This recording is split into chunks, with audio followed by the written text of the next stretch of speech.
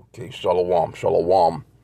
Kwam Yasha Allah, Koholimla, Yahweh, Bahashim, Yahushai, Bahashim, Rakah HaKodash, double honors to our apostles and elders, a great millstone who rule well, and that by the Spirit taught us his beautiful truth, and just want to say for water to all the H.I.M and Akwaf, that's out here sincerely keeping the laws, the statutes, and commandments of Yahweh, Bahashim, Yahushai, to the best of their ability.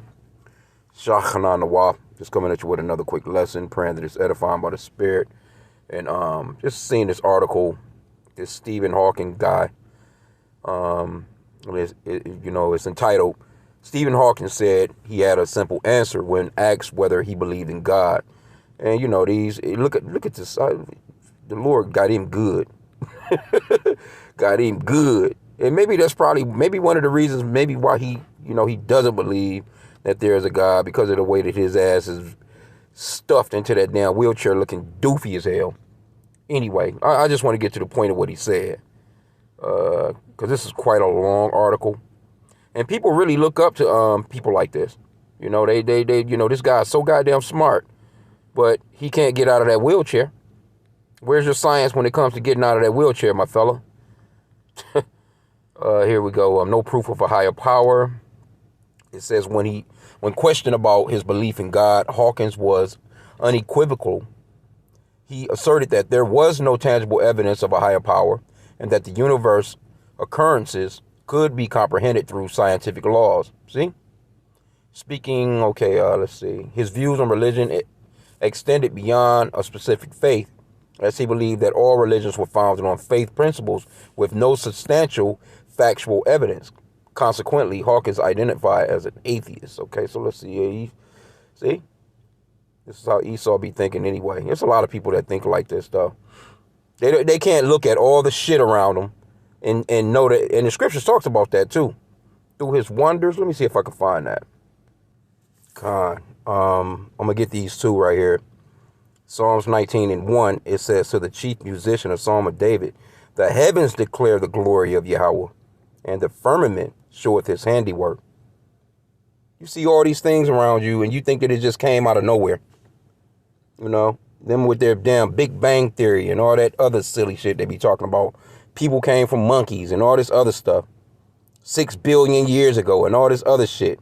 Like, come on, bro. These people don't know what the hell they talking about.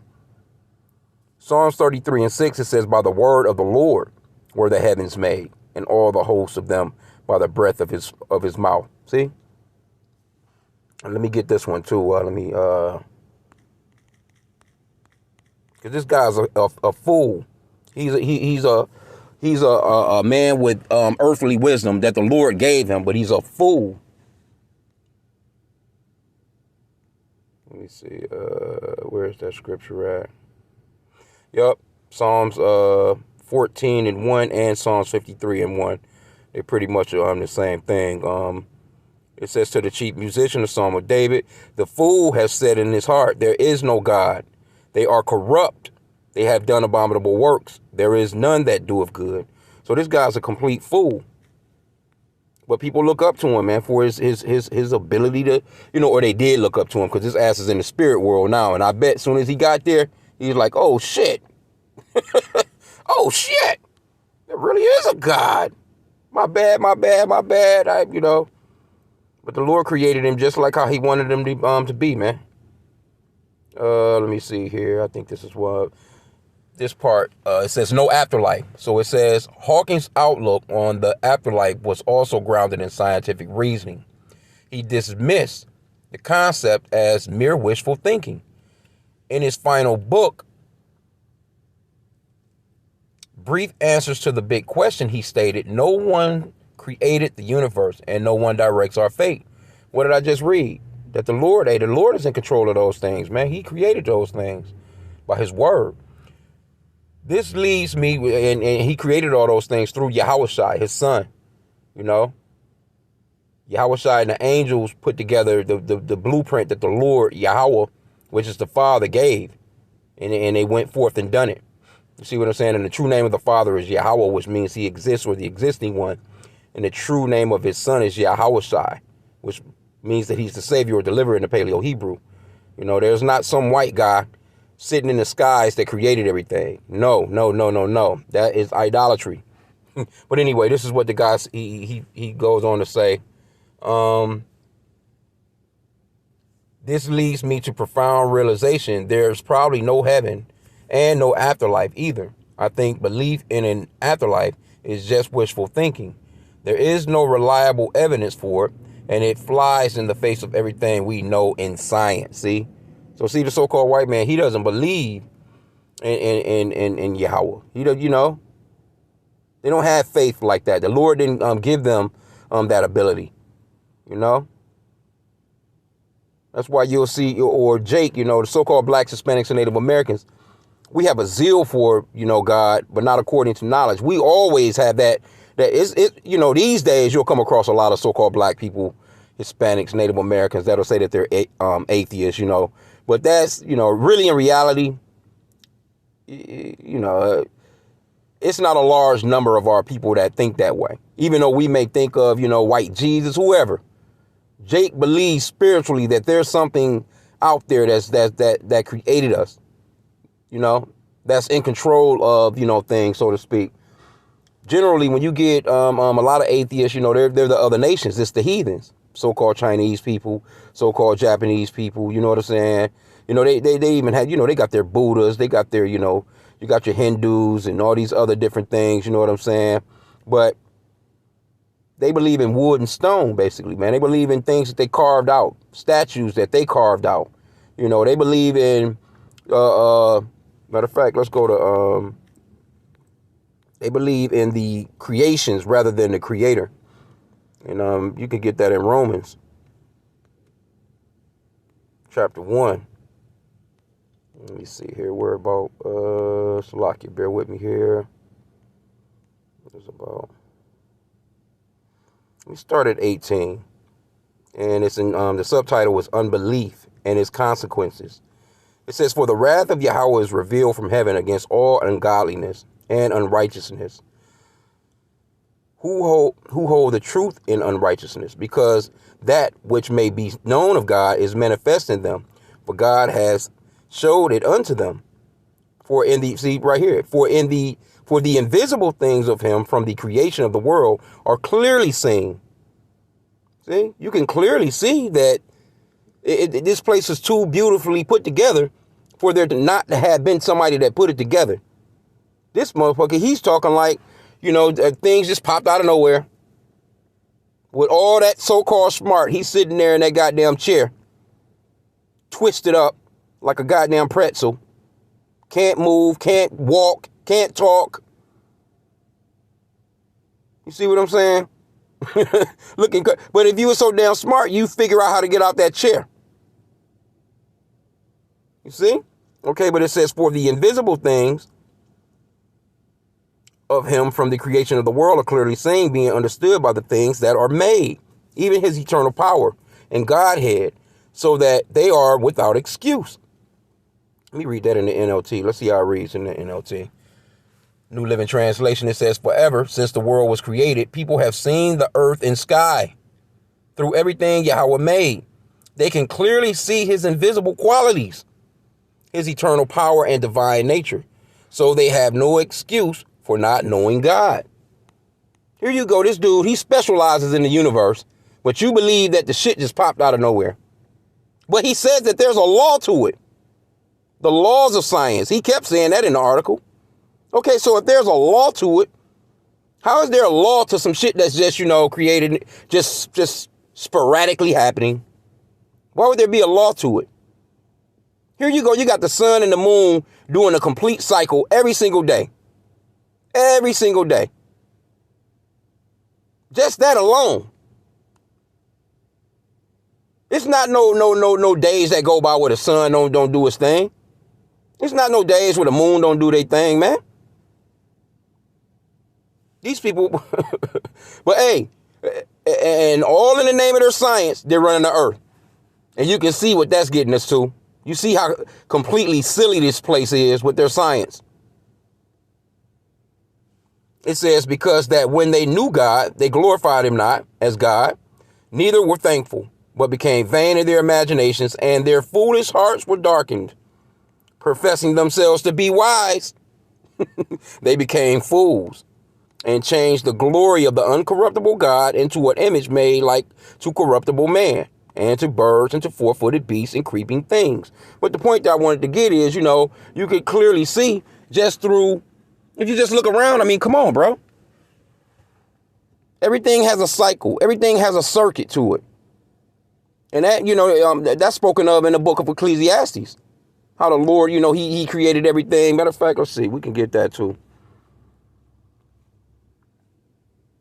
So smart, boy. Too smart for your own, what they said, too smart for your own good. Let me see here.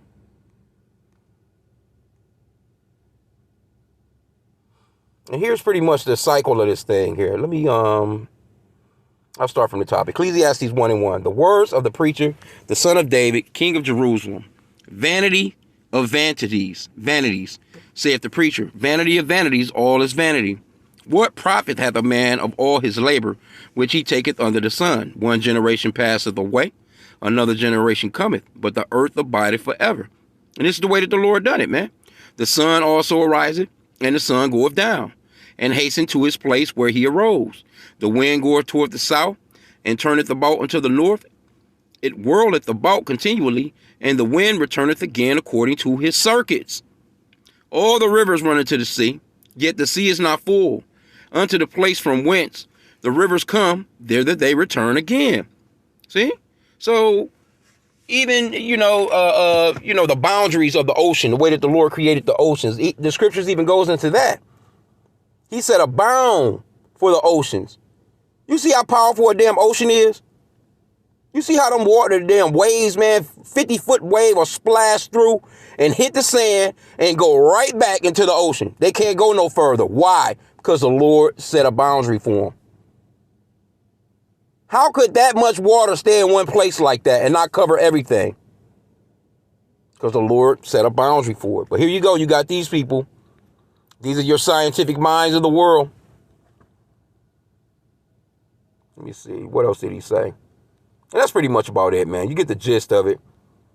His ass curled up in that goddamn chair, looking silly as hell. You can't even deal with your woman, And I don't know how I think he had kids. I don't even know how he had kids. He probably took some sperm from him since he's considered to be so damn smart and artificially gave it to some woman and so maybe possibly he can come back, through somebody with some actual legs and shit that work. Some arms that work. Look at this dude, man. And they did have a YouTube video in here too. But you can go on YouTube. You can check this guy out, man. Look at him. He's speaking through a computer. Looking silly as all hell in that chair. And let me look at him. Let me get one more though. Because this comes to mind too. Because the Lord made him that way. That shows you how powerful the Lord is right there. He put your ass in that chair. But he did give you somewhat of some earthly wisdom. This is Exodus 4:11. It says, and the Lord said unto him, who hath made man's mouth? Or who maketh the dumb, or deaf, or the seeing, or the blind? Have not I the Lord? The Lord made him that way. He's so goddamn smart. He cannot get out that chair, though. I bet you he can't. He's not get and Neuralink, as far as Elon Musk putting a damn chip in his head, wouldn't help his ass. I don't know when he died. Let me see here, though. Let's see if we can get some information on Stephen Hawking. Damn fool, man.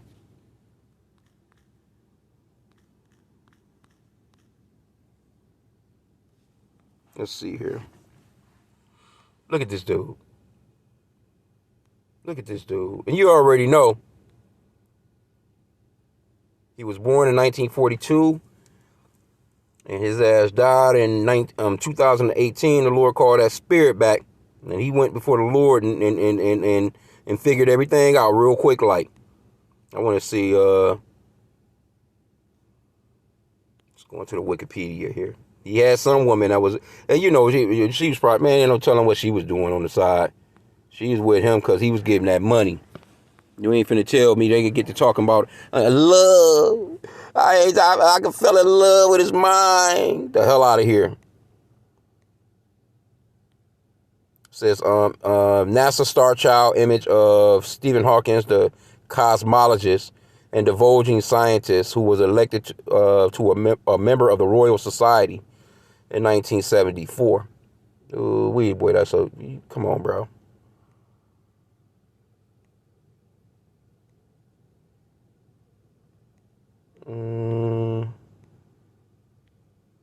Okay, so they don't have no whole lot of information on him in there. Just Wikipedia hookup. That's pretty much it on that. All right, then. I was trying to see, you know what I'm saying? Because I think this guy has some kids. Okay, well, hold up. Let's see here. He was born in Oxford, England.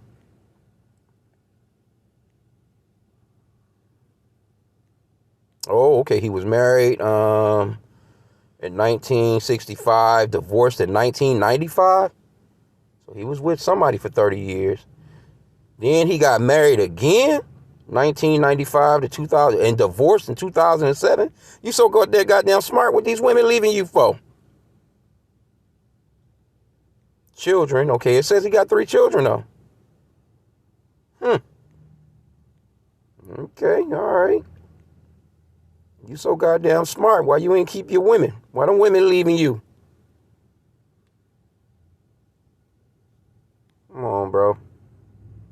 Let me see, though.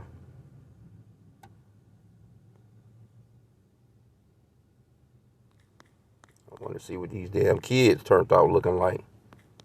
They probably don't even... Oh, there you go. Hold on. Lucy Hawking, Robert Hawking, and Timothy Hawking.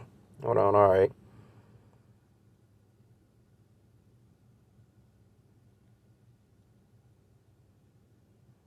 Hawkins rarely discusses illness and physical challenges, even in a precedent set during their courtship with Jane.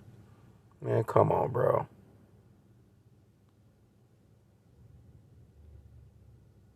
Yeah, let's see. Did Stephen Hawkins have kids when he was disabled? Diagnosed at the age of 21 with motor neuron disease and given 3 years to live, he went on to marry his sweetheart Jane, had 3 children, and become, despite increasingly severe disability and many health crises, a groundbreaking physicist and yeah, okay. Somebody asked a question. So you know people asking these questions. How did Stephen Hawking have kids if he was paralyzed? I'd like to know, too. ALS doesn't affect the autonomous nervous system responsible for erection. So it was possible for him to have children even after his ALS progress. Man, come on, bro. Stop it. Hold on, though. Is this him? So hold on. Was he able to? Am I looking at this right? So was this him? I don't know if this him or not. Well, shit, but maybe he wasn't always that way then. But the Lord put him in that chair. Anyway, though, it's a lock, man. I don't mean to sound cruel and all, but man, come on, bro. Look at this dude. I guess if you ended up like this right here, you would believe that there's no God. You probably bitter. He's probably bitter as hell, man. Come on, though, bro. But still, though, you was that damn smart, but you a fool, man. Scriptures clearly says, man, it's a fool don't believe that there's a God, man. You have to be able to look out here, man, and know something created this, man. I mean, just yourself. When you look, you like, all right, well, you flex your hands, you got your 5 fingers, you can just look at your arms, your leg, your ability to do things, to think, to see, to hear, and whatever the case may be, man. But golly, how could you see all these things and not believe that something created that? Even if you didn't know who, Well, the scriptures talks about the unknown God. What is that? Hell, at least these people held, who was that? Let me see. At least they had sense enough to know that there was a God. They just didn't know, who he was. Yeah, that was in Acts. Let me get it real quick. The Sermon on Mars Hill is the entitlement of this one. Acts 17:22 Then Paul stood in the midst of Mars Hill and said, Ye men of Athens, I perceive that in all things you are too superstitious. For as I passed by and beheld your devotions, I found an altar with this inscription, To the unknown God, whom therefore ye ignorantly worship. Him declare I unto you. See? It says, Yahweh that made the world and all things therein, seeing that he is Lord of heaven and earth, dwelleth not in temples made with hands, neither is worship with men's hands, as though he needed anything, seeing he giveth to all life and breath and all things, and hath made of one blood all nations of men, for to dwell on all the face of the earth, and hath determined the time before appointed and the bounds of their habitation, that they should seek the Lord, if haply they might feel after him and find him, though he be not far from every one of us. For in him we live and move and have our being, as certain also of your own poets have said, for we are all his offspring. See that? So that clips all his shit. That clips it all right there. The Lord created all the stuff that you see around you, man. You know, through his son Yahweh. So, hey, man, I just wanted to touch on this real quick, but hey, there's a lot of our people that's, starting to believe shit like this, man. And then you have to go to these people's schools and you'll have people like this that believe like this teaching the children, man. See? But his ass is in that chair, though. That's what the Lord done a number on him, man. Hey, the Lord is not to be played with, man. You see what I'm saying? It's a fearful thing to fall into the hands of the living God. As a matter of fact, let's see some of these comments. He said, well, I'm sure he knows now. God Almighty is so real. Bet he regrets not being a believer. Repent, people. Jesus Christ is coming. Oh, nah. White Jesus not coming. It's going to be a so-called black man by the name of Yahweh that's coming. With a serious force of angels, man, that's going to destroy this place.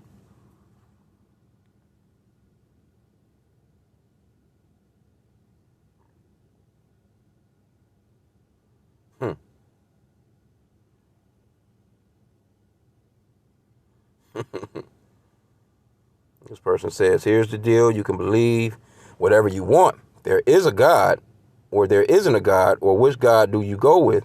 It's all your personal choice. But remember one thing, when you die, you would know the absolute truth of it all. Yeah, okay. You can believe all that. You better believe in the right one. And that's Yahweh Bashim Yahweh, man. For real, all this, so you can believe what you want to believe. All right, okay. And these be the same people. I bet you if you walked up and you slapped the shit out of Stephen Hawkins, he wants you arrested. But there's no God. So where are you? Why, what's wrong with what I done to you? I bet you if you stole from him, if you broke into his house, see, you have these silly ass people. They don't believe in the Lord, but they will go by, thou shalt not steal, thou shalt not murder. They don't go with the, you know what I'm saying? Thou shalt not commit adultery and stuff like that. But there are a few of them that when it comes to personally affecting them, they believe in that. You see, they believe in that. Now, he might say, generally, I mean, that's just a common sense thing. Why would you want to hurt someone? Well, okay, since everything just poof and popped into existence, why can't this person be a person that fucked you up and you should be okay with it? Come on, man. Like, why? What's the complaints about now? You don't believe in God. You don't believe in his laws. You don't believe in his word. But yet you want something done about when you're affected. Somebody break into your house. Somebody steal your car. Somebody crack your ass over the head and take your wallet. You want something done about that. So, but you believe in your laws of science. But you'll push one of the laws of God when it comes down to you getting robbed or one of your loved ones get deleted or something like that. You want justice then. But why?